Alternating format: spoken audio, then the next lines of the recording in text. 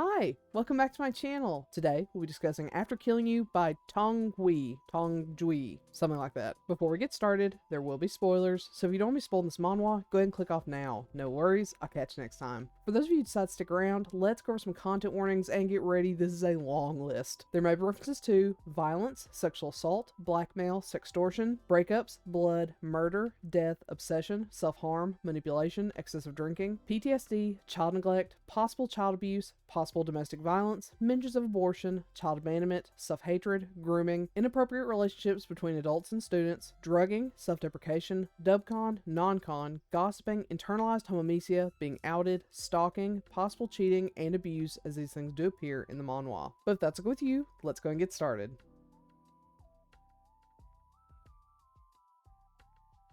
Winsung and Hyunwoo are together, but tenuously so. Things have finally come to a head, and an exasperated Hyunwoo is ready to call it quits. Yunsung, though, is not quite as ready. Hyunwoo is everything to Yunsung, and if Yunsung can't have him, no one can. This results in a violent struggle, ending with Hyunwoo's death. Yunsung, horrified and mournful, wants nothing more than to get another chance. If he could do it again, he'd make sure that he and Hyunwoo could be happy. Well, when Yunsung awakens next, he gets that very chance. What he finds in Hyunwoo's stead is his own dead body. In this parallel world, rather than Yunsung successfully killing Hyunwoo, Hyunwoo was able to defend himself and kill Yunsung. This should be horrific. This should be traumatizing. But for Yunsung, this sacrifice is his chance to make things right and finally make Hyunwoo all his. These two are destined for each other, but in the worst way possible.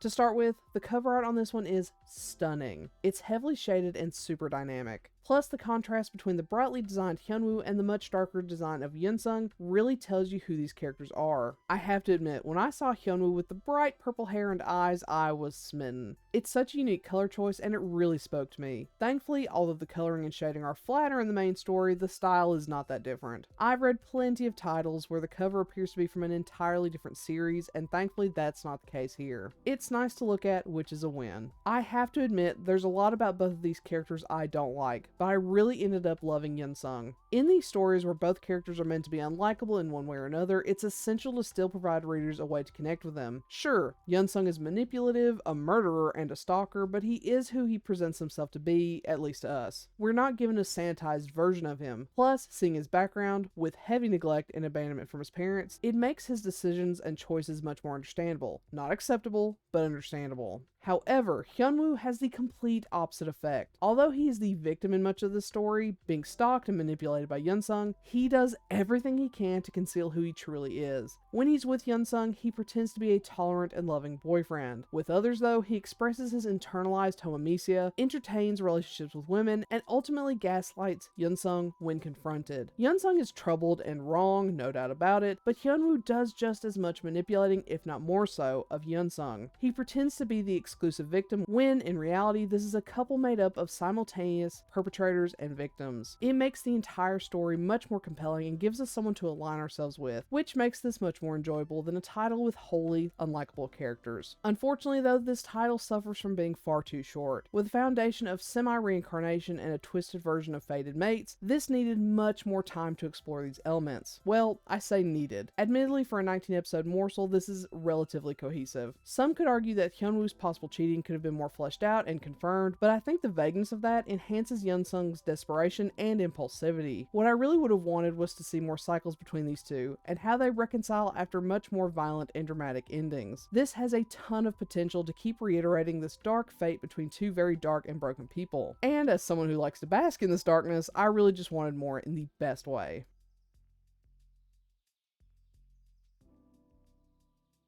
With all that being said, I really enjoyed this one. This is one of those titles you feel like you shouldn't like because of how dark and depraved it is, but it's so interesting and well done that it's hard not to. Is it perfect? Not at all. But it had so many interesting elements to it that I couldn't dislike it if I tried. However, even if you like the more dark and twisted titles, this does feel a bit superficial with some aspects. such as Hyunwoo's perceived attempts to cheat. So if you need a perfectly tied up and resolved narrative, this will probably disappoint you, but for those who want a dark, smutty, and depraved morsel, look no further. I do recommend this one. So, have you read After Killing You? If so, what do you think? Do you agree with my assessment? Do you not? Let me know in comment below. Otherwise, I'll catch you next time. Bye!